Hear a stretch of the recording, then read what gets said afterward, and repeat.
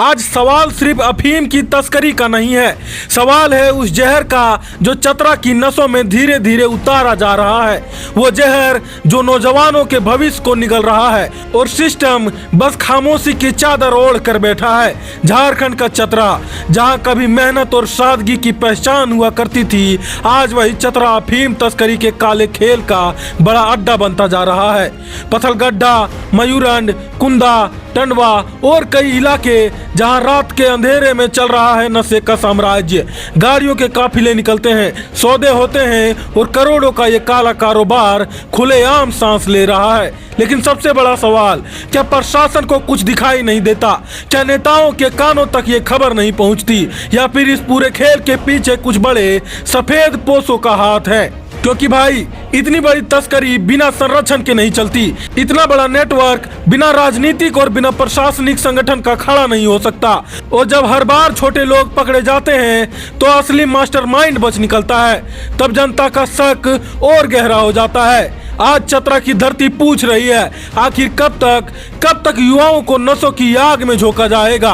कब तक अपराधियों के सामने कानून घुटने टेकेगा?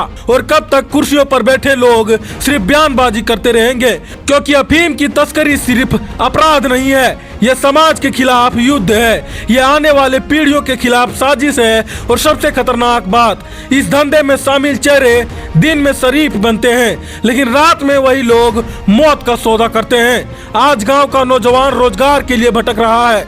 किसके संरक्षण में चल रहा है ये कारोबार? कौन है वो लोग जो पर्दे के पीछे बैठकर पूरे नेटवर्क को चला रहे हैं? बहुत जल्द इन सवालों का बड़ा खुलासा होगा। बहुत जल्द जनता के सामने आएंगे वो नाम जिनके चेहरे पर ईमानदारी का मुखौटा है, लेकिन अंदर पूरा काला साम्राज्य छुपा हुआ है। और सुन लो, जनता अब जाग चुकी है। लोग अब समझ चुके हैं कि हर बार कार्रवाई सिर्फ मोरे पर होती है, राजा पर नहीं। क्यों हर छापेमारी के बाद मामला ठंडा पड़ जाता है? क्यों हर बार छोटे तस्कर जेल जाते हैं लेकिन बड़े चेहरे कानून की पकड़ से बाहर रहते हैं? क्या वजह है कि सालों से ये नेटवर्क जिंदा है? ये खामोशी बहुत कुछ कहती है और ये खामोशी ही सबसे बड़ा शक पैदा करती है। याद रखिए, जब व्यवस्था कमजोर पड़ती है तब अपराध अपना साम्राज्य खड़ा कर लेता है।